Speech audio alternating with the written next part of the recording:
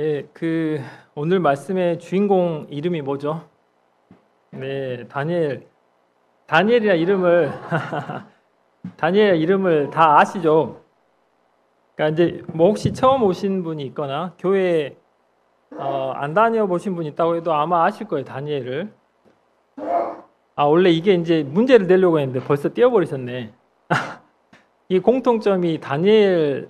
이름이 다 다니엘인데 사실 제가 솔직히 말씀드리면 2명은 알고 2명은 모르는데 구글 검색했더니 나오더라고요. 최근 연예인들이 많이 새로 나왔구나 그런 이제 생각을 했는데 오늘은 이 다니엘이란 이름이 왜 이렇게 유명한지 그 원조인 그 다니엘, 진짜 다니엘에 대해서 이야기를 해보자 합니다. 다니엘은 그 성경에 보면 당시에 그 세상적인 학문이 뛰어났어요. 그리고 바벨론, 페르시아 시대를 거쳐서 여러 왕들이 신임할 만큼 굉장한 인격과 실력의 사람이었고 또 영적으로도 보면 그 계시를 받았는데 그 당시 바벨론 시대에 받은 계시가 이어지는 페르시아 그리고 그리스, 로마 이렇게 나라가 이어질 것을 다 하나님께서 계시를 해주셨고 더 나아가서는 미래의 인류 역사, 우리가 아직 경험하지 못한 그 인류 마지막 역사와 영원한 부활까지 계시를 받았습니다.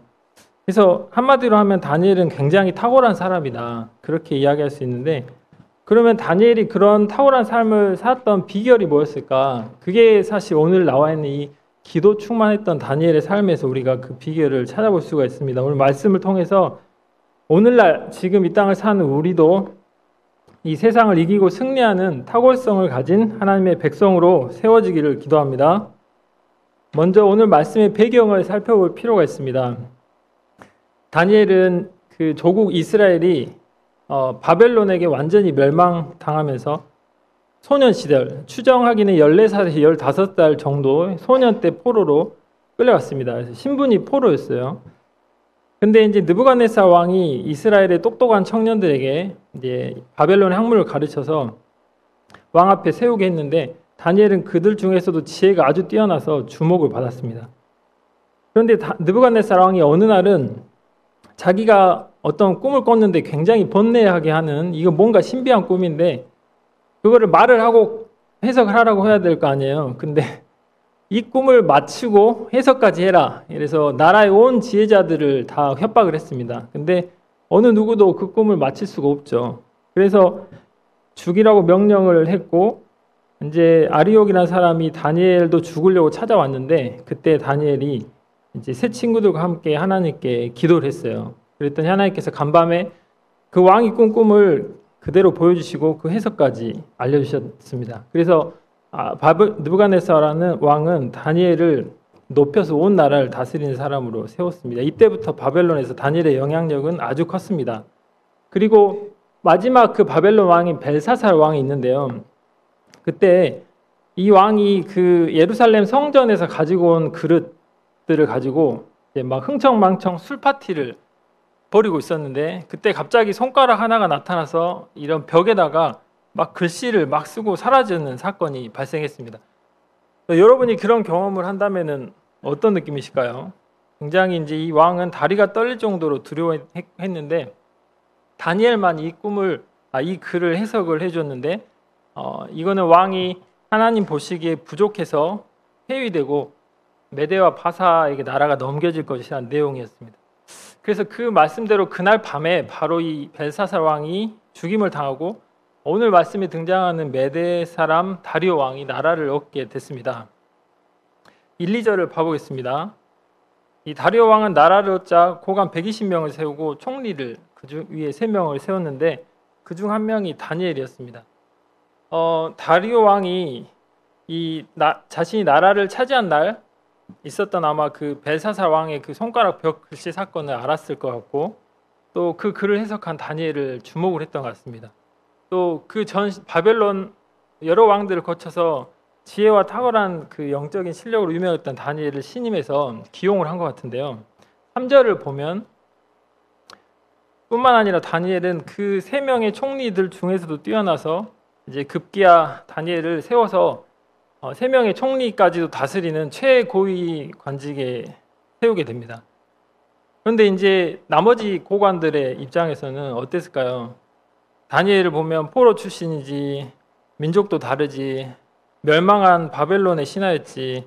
그래서 이거를 견디기가 어려워가지고 4절 말씀을 보면 이 사람들이 다니엘을 고발할 근거를 찾아서 매장시키려고 이제 작정을 하게 됩니다. 그래서 비밀 청문회를 열고 막 날치기 국정감사를 막 한 것 같아요. 근데 놀라운 사실은 아무리 뒷조사를 하고 그가 처리한 자료를 막 뒤졌는데 고발할 만한 아무 허물을 찾지 못한 겁니다. 요즘에도 이제 오늘 아침에 뉴스를 보니까 이제 윤석열 대통령 탄핵한다고 막 난리더라고요. 그래서 야당 여당이 못 잡아먹어서 안 달린데 요즘 그 청문회를 해보면 과거를 뒤져보면 청탁비리나 부동산 투기, 뭐 자녀 대학 입학 비리, 위장 전입, 논문 표절 막 이렇게 하나 찾아보면 흠 없는 사람이 없는데 이렇게 120명과 2명의 총리가 맘먹고 뒤졌는데도 이런 허물조차 찾지를 못했습니다. 그 이유가 4절 하반절에 보니까 그가 충성되어 아무 그릇됨도 없고 아무 허물도 없음이었더라 되어 있습니다. 다니엘은 무엇보다 하나님 앞에 충성했습니다. 무슨 일을 하든지 사람 앞에서 하지 않고 하나님 앞에서 행했고 하나님 앞에서 양심을 지켰기 때문에 이렇게 큰 뒷조사를 해도 허물이 없었습니다. 그리고 하나님이 이 큰 나라의 업무를 다 감당할 수 있는 지혜를 주셨기 때문에 이 일들을 문제없이 감당할 수가 있었습니다. 5절을 보시겠습니다. 이에 총리와 고관들은 이제 이 다니엘을 고발할 수 있는 방법은 그가 지키는 율법에서 흠을 찾는 것밖에 없다. 이런 결론을 내리고 다음 작전을 이제 수행하게 됩니다. 그들은 왕에게 한 법률을 세우기를 구했는데 그게 금지하는 금령이었습니다. 그래서 30일 동안 그 법률의 내용은 왕이 아닌 다른 신이나 어떤 사람에게 무엇이든지 구하면 그를 사자굴에 던져넣는 이 법을 들었을 때 어떤가요? 좀 생뚱맞지 않아요? 갑자기 이게 이런 법을 왜... 그래서 7절에 보면 나라의 모든 총리와 지사와 총독과 법과 관원이 의논하고 이렇게 돼 있는데 그래서 당대의 입법, 사법, 행정 모든 고관들이 다니엘 한 사람을 매장시키려고 달려든 것을 알 수 있습니다. 이들은 다니엘의 기도에 주목했는데요.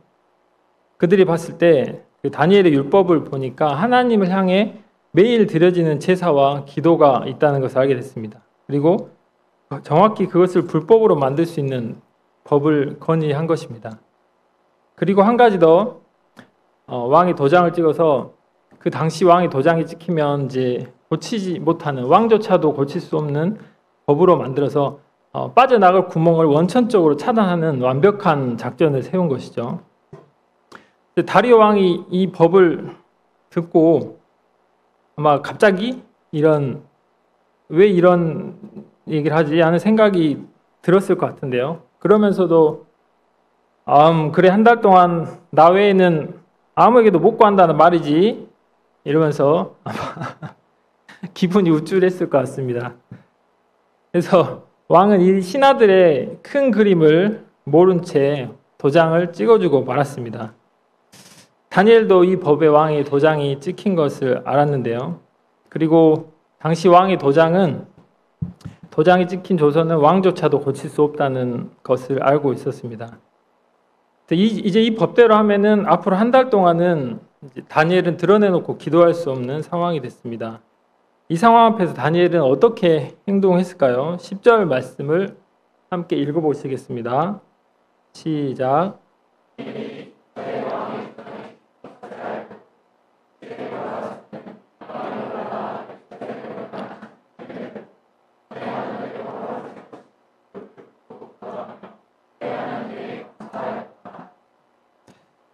작은 집단에서 왕따를 당하는 것도 개인이 느끼는 심리적 부담이나 그런 압박감이 상당할 텐데요.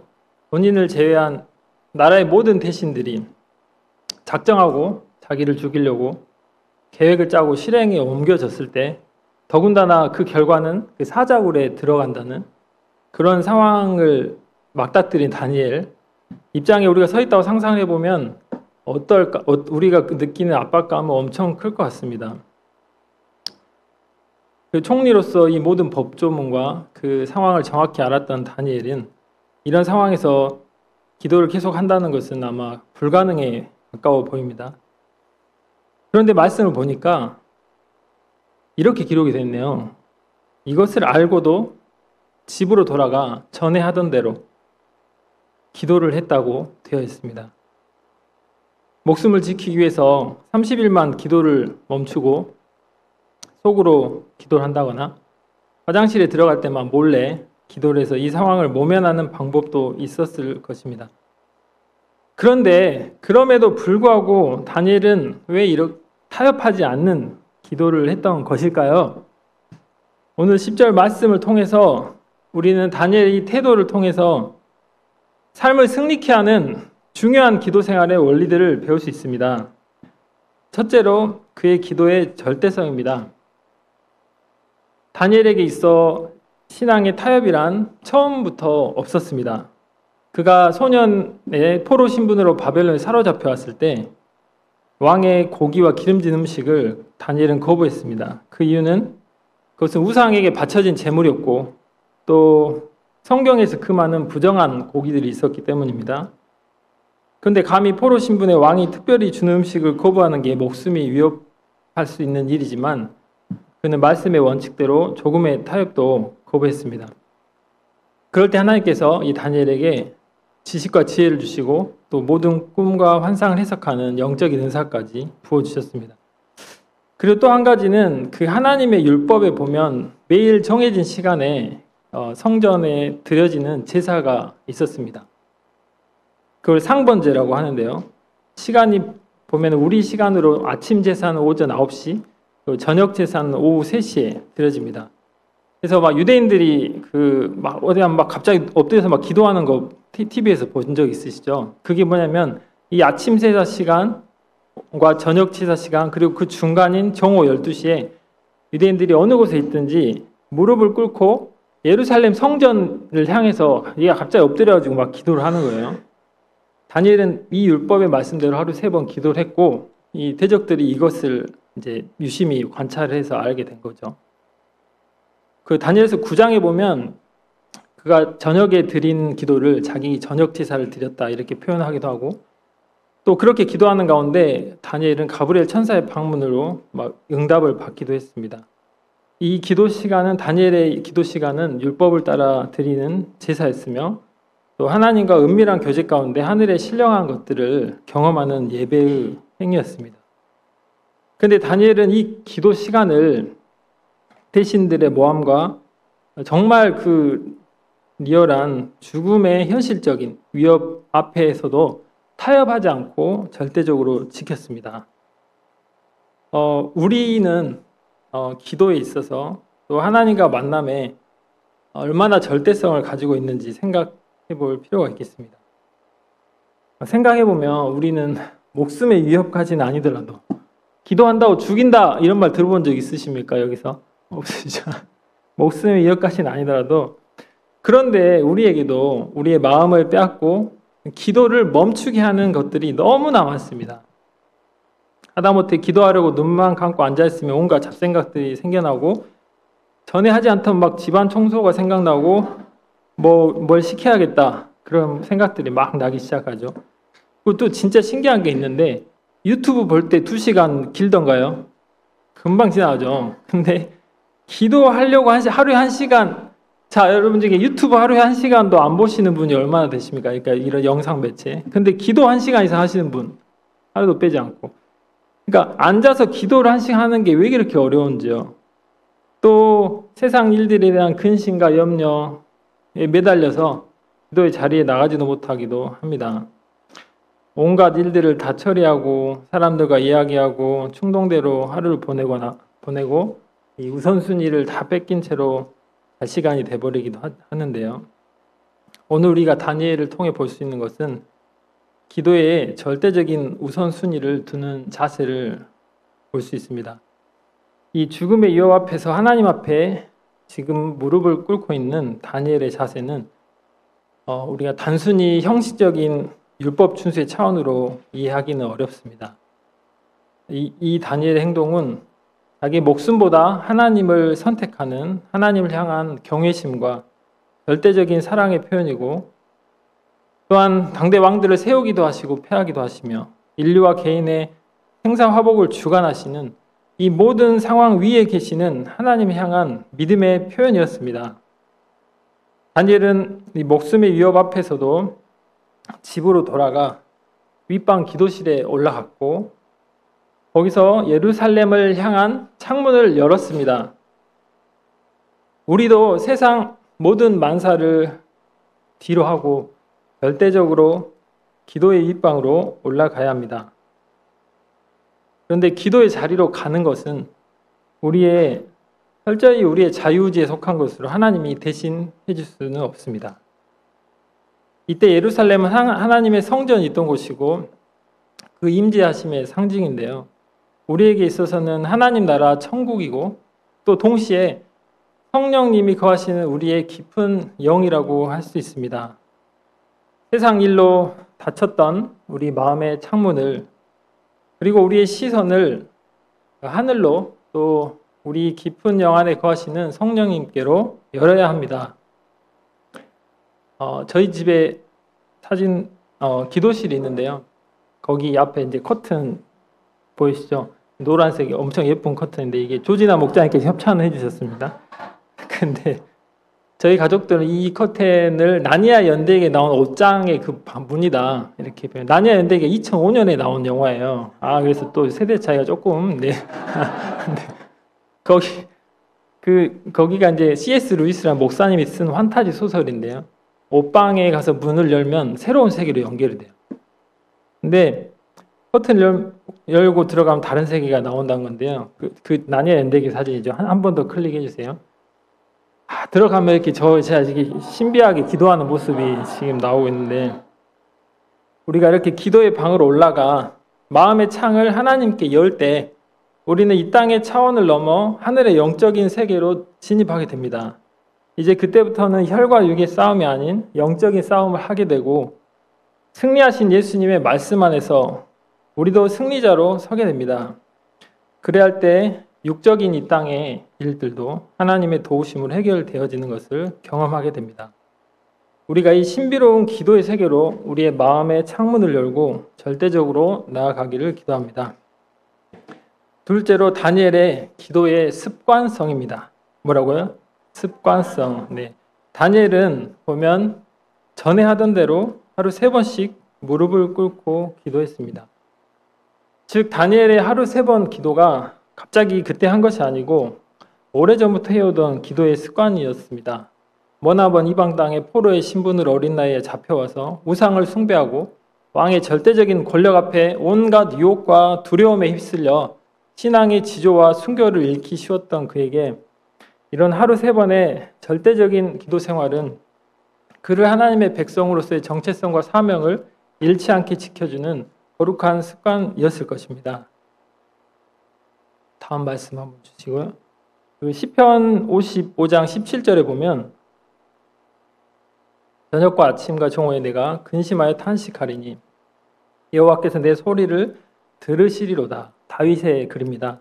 다윗도 하루 3번 근심을 하나님께 쏟아 놓으며 기도했고, 또 예수님께서도 그 마지막 감람산의 그 겟세마네 동산에 가시는 그 기도의 장면이 나온 말씀인데, 그 마지막 기도가 습관을 따라 가셨다고 기록이 되어 있더라고요. 그래서 예수님의 기도의 습관은 그 마지막 겟세마네 동산까지 이어졌고, 예수님께서는 그 기도 가운데 세상을 이기시고 십자가를 감당할 힘을 얻으셨습니다.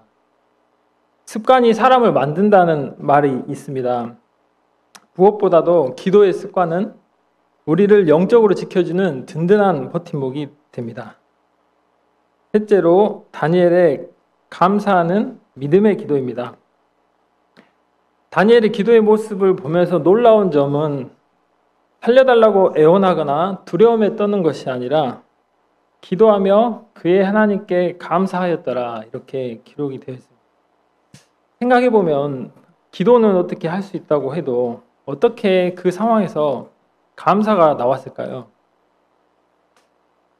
죽음의 위협 앞에서 그의 하나님을 바라보고 예배하였을 때 그의 마음속에는 아마도 차원이 다른 평강과 감사가 흘러나온 것 같습니다. 그의 하나님,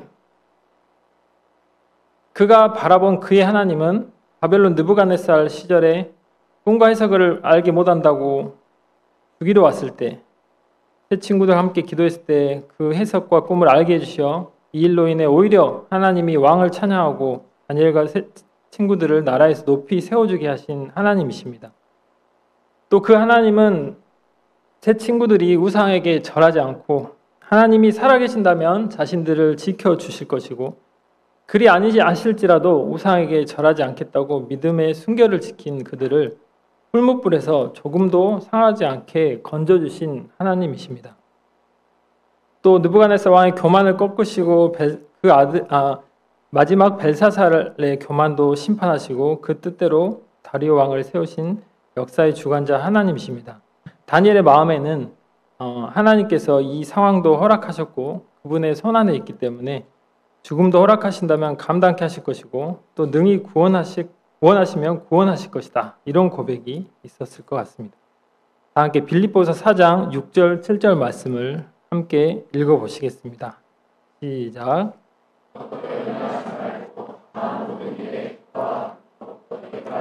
감사함으로 하나님께 아뢰라. 그리하면 모든 지각에 뛰어난 하나님의 평강이 그리스도 예수 안에서 너희 마음과 생각을 지키시리라. 시대는 달라도 말씀의 원리는 동일합니다. 문제 앞에서 내가 해결하려고 하기보다 다만 기도와 간구로 크신 하나님께 맡기고 감사하면 우리 이성을 초월하여 역사하시는 하나님의 평강이 우리 마음에 채워지게 됩니다. 우리가 내 욕심과 의도와 계획을 내려놓고 우리 인생의 모든 문제를 하나님께 맡겨드리고 그분의 일하심 아래서 참된 평안을 누리기를 기도합니다. 넷째로 다니엘의 말씀에 의지한 기도입니다. 다니엘의 기도를 보면 그 9장 말씀에 다리오 왕 원년에 다니엘이 기도한 내용이 나옵니다. 오늘 말씀과 같은 해 다리오 원년에 일어난 일로 보는데요. 보면은 당시 다니엘이 계속 기도만 한 게 아니라 성경을 읽었어요. 예레미야서를 계속 읽다가 예루살렘 황폐함이 70년 만에 마치리라는 예언의 말씀의 의미를 깨닫게 됩니다. 그래서 계산을 해봤겠죠. 이제 예루살렘 포로 기한과 성전 재건이 몇 년 남지 않았구나. 그리고 그가 이 말씀을 근거로 해서 기도하고 간구하기로 결심하고 금식 기도를 시작합니다. 지체치 마시고 이 말씀대로 행하시도록 기도와 간구를 올려드립니다. 약속의 말씀을 깨닫고 그에 의지하여 하는 기도에는 힘이 있습니다. 우리도 성경 읽기를 통해서 우리를 향한 구체적인 약속의 말씀들을 깨닫게 되기를 기도합니다. 그리고 그 말씀에 근거하여 기도하는 우리가 되기를 소망합니다. 찬송가 364장 함께 불러보시겠습니다.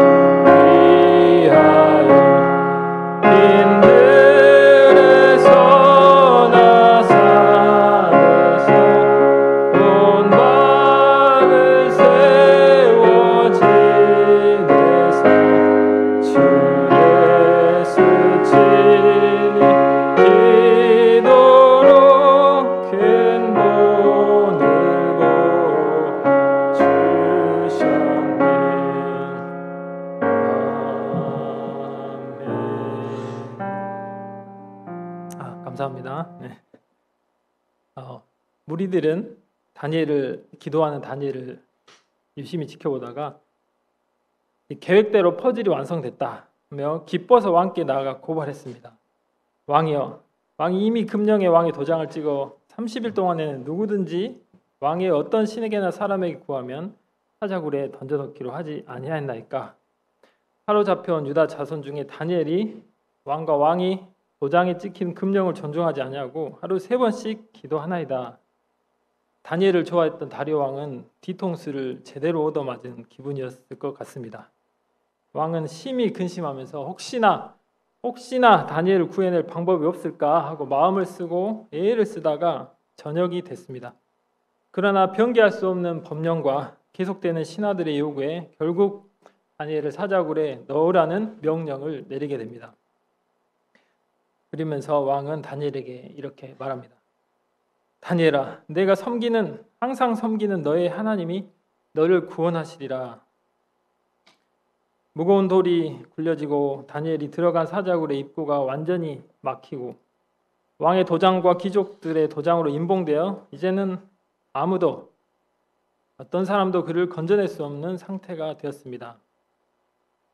우리도 때로는 믿음으로 살고 절대적으로 기도하며 살았다고 할지라도 위기와 절체절명의 상황에 직면할 수 있습니다. 그러나 모든 것을 합력하여 선을 이루시는 하나님 안에서 그것은 끝이 아닙니다. 어려움이 클수록 우리 생각을 초월하시는 하나님의 역사심을 경험할 수 있는 기회가 됩니다. 이때가 비로소 눈을 들어 하나님을 바라볼 때입니다. 이 상황에서 다리오는 그 왕임에도 불구하고 신하 다니엘 때문에 그날 밤부터 아무것도 먹지 않고 밤새 걱정하다가 잠을 한숨도 자지 않고 새벽이 되자마자 급히 다니엘 있는 사자굴에 가서 다니엘을 불렀습니다. 그런데 여기를 잘 생각해 보면 다리오 왕이 믿음이 있었다는 거죠. 그래서 하나님을 전혀 믿지 않는 사람이라면 분명히 사자밥이 됐을 다니엘을 새벽 일찍이 급히 찾아가서 부를 이유가 없는데 다니엘에게 영향을 받은 것 같아요. 다니엘의 하나님을 믿는 믿음이 조금 생긴 것 같습니다. 살아계시는 하나님의 종 다니엘아, 내가 항상 섬기는 내 하나님이 사자들에게서 능히 너를 구원하셨느냐? 그런데 사자굴에서 벌써 사자밥이 되었어야 했을 다니엘의 목소리가 들려옵니다. 왕이여, 원하건대 왕은 만수무강하옵소서. 나의 하나님이 이미 그의 천사를 보내어 사자들 입을 봉하셨으므로 사자들이 나를 상해하지 못하였사오니 이는 나의 무죄함이 그 앞에 명백함이오며 또 왕이여, 나는 왕에게도 해를 끼치지 아니하였나이다. 무슨 일이 일어났습니까? 하나님께서 천사를 보내어 사자들의 입을 봉하셨습니다.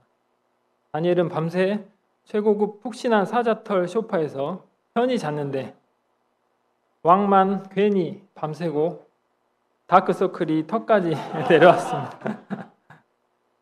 다리오 왕은 너무 기뻤습니다. 23절 함께 읽어보겠습니다. 시작. 힘이 기뻐서 다니엘의 현재를 불에서 올린즉 그의 몸이 조금도 상하지 아니하였으니 이는 그가 자기 하나님을. 다니엘의 생존이 기뻤고 막연히 믿던 하나님이 정말로 살아계심을 눈앞에서 똑똑히 체험한 기쁨이 매우 컸을 것 같습니다.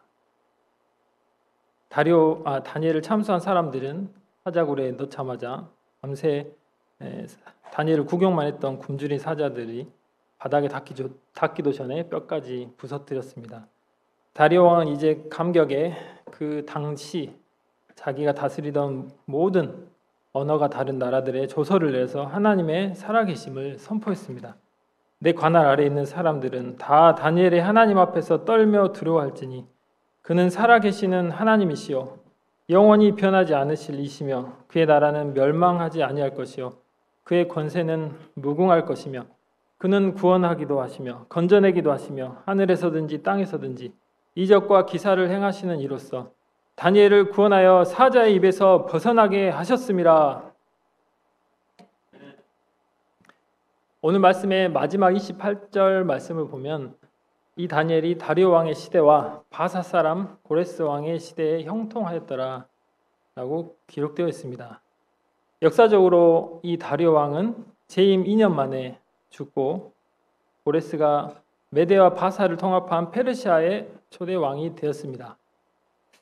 그런데 다니엘이 고레스 왕 때까지 형통했다는 말은 그의 정치적 영향력이 그때까지 이어졌다는 말입니다.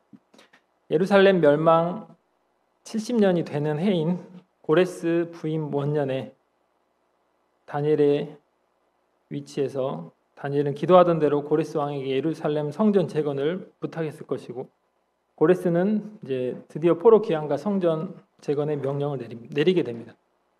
이처럼 다니엘 한 사람의 절대적인 기도 생활은 불가능한 가운데 예루살렘 성전 재건이라는 하나님의 말씀과 역사를 이루는 엄청난 영향력이 있음을 보여줍니다.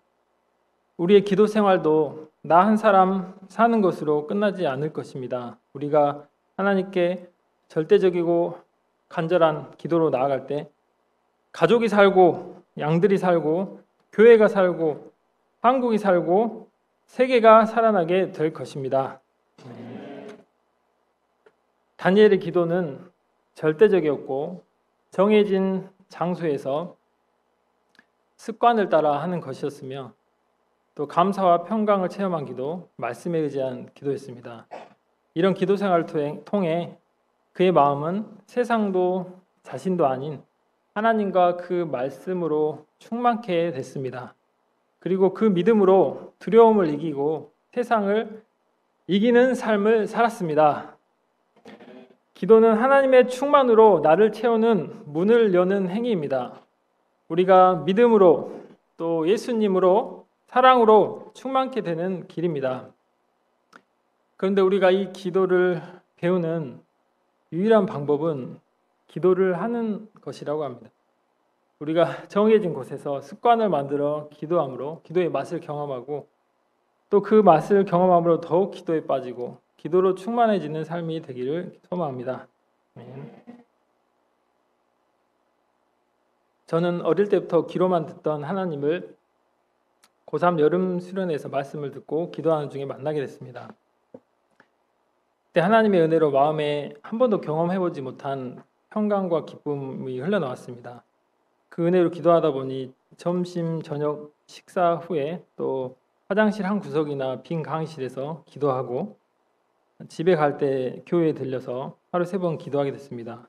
하나님과 나만의 공간에서 하나님과 교제하는 기도의 시간은 참으로 달콤했습니다. 그러다 제가 대학교에 오게 됐는데 제가 공부를 열심히 했는데 성적은 매우 하위권이었습니다.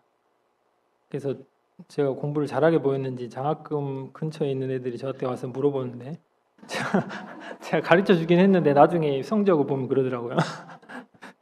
그때 4학년 시절에 국시를 준비하면서 밤마다 UBF 동아리방 지금 많이 활용하고 계시죠? 거기서 1시간씩 부르짖어 기도를 했는데 하나님의 음성이 마음에 들렸습니다. 제가 암기력이 떨어져서 공부를 못하겠어요 하니까 하나님께서 공부하는 머리는 누가 만들었냐 이렇게 하시면서 저에게 지혜를 주셨는데 그 암기력이 부족한 점을 커버할 수 있는 새로운 공부 방법을 주셔서 짧은 시간에 국시 성적이 전국 상위 20% 정도의 좋은 성적으로 합격하게 해주셨습니다. 이후에 이제 내과 전공의 시절을 하면서 바쁜 생활 중에 육체의 한계도 있고 기도의 습관을 놓쳐버리고 살아갈 때 영육과 안에 피폐하고 힘든 삶을 살았습니다. 그때 폐결핵에 걸리기도 하고 또 그 유명한 옴이라고 들어보셨죠? 피부병 걸리기도 하고 교수님들이 쟤는 왜 저렇게 자주 아프냐 그리고 한 교수님을 통해 심한 업무적인 스트레스를 받고 머리를 땅에 박기도 하고 구타당하기도 했습니다. 그러나 주님께서는 이 기간을 통해 저의 강한 자기를 깨시고 저의 힘과 노력으로는 아무도 할 수 없는 사람이라는 것을 알아가게 해주셨습니다. 3년차가 되면서 조금씩 기도를 회복해 가게 되고 다시금 하루 3번 하나님께 엎드려 기도하고 주님을 가까이 할 때 저의 오랜 중독의 문제였던 영상 중독, 인터넷 중독이 끊어지는 체험을 하게 됐습니다. 주님을 가까이 할 때 집에 있는 TV를 없애고 또 필요한 정보가 아니면 인터넷 서핑을 하지 않고 세상 종교에 가득한 영상들을 보지 않을 수 있는 은혜가 있었습니다. 그리고 이제 영광 기독병원에서 근무할 때 그때 3시간 임계점 기도의 법칙이라는 책을 읽고 제가 은혜를 받았는데요. 새벽 4시쯤 일어나서 기도를 하게 됐습니다. 좀 무리한 감이 있습니다. 상당히 좀 피곤했죠. 영광 출퇴근하는데 차 타고 출퇴근하는데 근데 그때는 이제 막 그냥 순수하게 기도했던 것 같아요. 가지고 막 차 안에서 혼자 막 부르짖어서 막 간절히 기도 한 3시간 채우자 막 근데 그래도 은혜를 주시더라고요. 그래서 막 기도할 때 영적인 세계에서 묶임들이 풀려지는 경험을 하게 됐습니다. 그때 이제 병원에 굉장히 건실한 20대 중후반의 청년이 있었는데 갑작스런 조울증 발병해서 일상생활이 안 되고 직원들도 저 청년이 미쳤다고 저한테 이제 친하게 지내지 말라고 그렇게 얘기도 하고 그랬는데 그 청년이 나중에는 이제 새벽에 술을 마시고 옥상인데 지금 뛰어내리고 싶다 뭐 이런 연락을 하기도 했습니다. 그런데 그때 막 기도할 때 이 형제를 괴롭히는 악한 권세를 예수님의 이름으로 파하고 승리하는 체험을 하기도 했습니다. 이후에도 하나님께서는 육체적 정신적으로 아프고 고통받는 영혼들을 보내주셔서 돕도록 인도해 주셨는데요. 저에게는 아무 능력이 없지만 제 안에 역사하시는 그 하나님의 일하심과 능력을 경험하는 시간이 되었습니다. 암으로 인한 그 죽음의 두려움으로 공황장애 우울증으로 죽을 것 같은 고통으로 심지어 정신과 그 외래 진료실 앞에 앉아있을 수조차 없는 그런 영혼에게 기도드리고 예수님의 이름으로 선포할 때 그분이 마음에 평안을 얻고 살아나고 회복되는 경험을 하게 하셨습니다. 이분이 그 은혜가 너무 감사해서 제게 장문의 감사 편지와 함께 2천만 원을 주시기도 하고 또 얼마 전에 사랑생병원 전 직원에게 통닭을 섬겨주시기도 했습니다. 이제 또 한 번은 우울증으로 자살 시도까지 했던 청년이 예수님의 말씀과 사랑으로 다시 회복되어 함께 기도하고 말씀을 나누는 그런 은혜와 기적을 경험하게 해주셨습니다. 그런데 저는 이런 영적인 승리 체험 후에 저도 이상해요. 왜 그렇게 된지 모르겠는데 어느새 여러 가지 이유로 부르짖는 기도의 자리에서 절대성을 잃고 점차 멀어지게 됐습니다. 나중에는 꼭 부르짖어 간절히 기도해야 되는가? 말씀이 더 중요하지 않나? 이런 생각도 들어서 어느새 혼자 묵상하면서 졸며 기도하기 일쑤였습니다. 점차 기도 시간이 줄고 삶이 무기력해지고 왠지 우울해지고 이런 증상들이 나타났습니다. 왜 이렇게 힘이 없지? 생각하면서도 저는 기도 회복의 키를 잘 찾지 못했습니다. 그 타이밍에 이제 부마가 목장님께서 9월 한 달간 광야길 사막강 기도회를 하게 됐고 아내의 소원 있는 동참과 함께 저도 9시 기도 모임에 한 달간 참여하게 됐습니다. 주여! 주여! 주여! 이렇게 하고 항상 마가 목장님이 기도를 시작하는데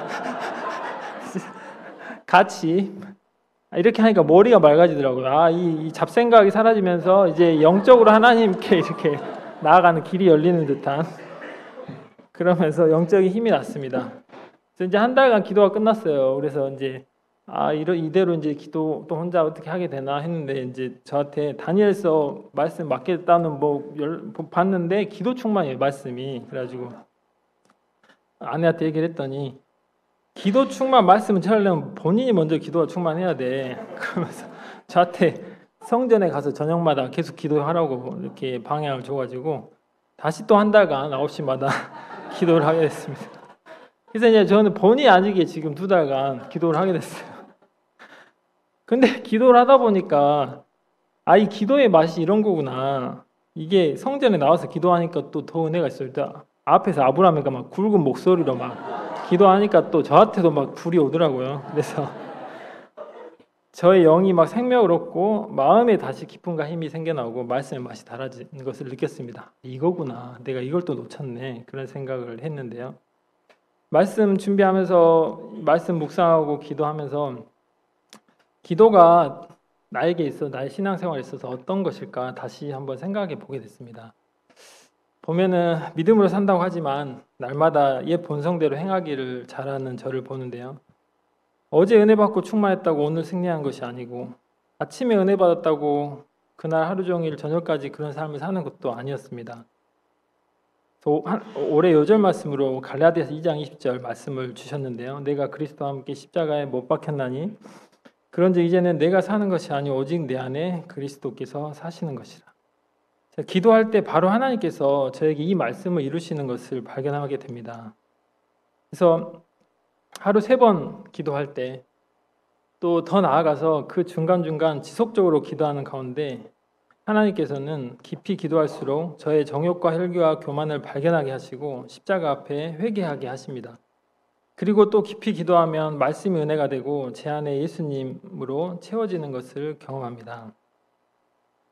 다니엘이 하는 다니엘의 기도의 모습을 제가 보면서 2가지를 생각하게 됐습니다. 첫째는 기도는 그 자리를 지키는 것이 쉽지는 않다. 그렇죠. 쉬우면 다 잘하고 있겠죠. 둘째는 온갖 유혹과 당장 급한 현실의 문제들을 뒤로 하고 그 자리로 나아가는 믿음이 필요하다. 이 2가지를 배우게 됐습니다. 그리고 이런 인도하심을 통해서 또 말씀을 통해서 저를 다시 이 기도의 자리로 부르시는 하나님의 초청의 음성을 듣습니다. 저에게는 기도의 사명이 있고 하나님께서 저의 기도를 통해서 이루고자 하시는 일이 있으십니다. 졸리고 피곤하고 바쁜 일도 많지만 그에게 나아가는 자에게 반드시 상 주시는 하나님께 대한 믿음과 기도를 통해 하나님이 이루고자 하시는 일들에 대한 소망을 가지고 이 기도의 자리를 다시 지키고자 합니다. 갈수록 시간이 늘어나는 기도, 더 깊어지는 기도를 감당할 수 있기를 소망합니다. 주님께서 저의 모든 상황을 주관하셔서 기도의 자리를 지키고 하나님의 일하심이 경험되기까지 머무를 수 있는 지혜와 힘 공급해 주시기를 간절히 기도합니다. 결론입니다. 실제적인 문제들 앞에 살아가는 우리의 이 땅의 삶은 다니엘의 삶처럼 전쟁터와 같다고 할 수 있습니다. 그러나 산적한 문제들 앞에서 오히려 우리가 기도에 전념하고 진정한 하나님과 만남을 회복할 때 하나님께서는 그분의 방법으로 모든 문제를 해결해 주실 것입니다. 이방 땅에서 포로의 신분으로 살면서 하나님의 살아계심을 드러냈던 다니엘의 삶과 그의 기도 생활이 이것을 보여줍니다. 혈과 육의 싸움을 할 것이 아니라 절대적이고 습관적인 기도 생활을 하여 영적인 세계에서 먼저 승리하고 그 승리를 이 땅의 삶에서도 맛보는 우리 모두가 되기를 기도합니다.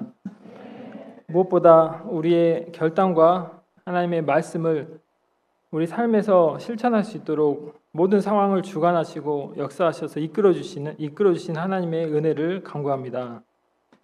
네, 다 함께 10절 말씀 읽고 기도하시겠습니다. 시작. 다니엘이 이 조서에 왕의 도장이 찍힌 것을 알고 자기 집에 돌아가서는 윗방에 올라가서 예루살렘으로 향한 창문을 전에 하던 대로 그의 하나님께 감사.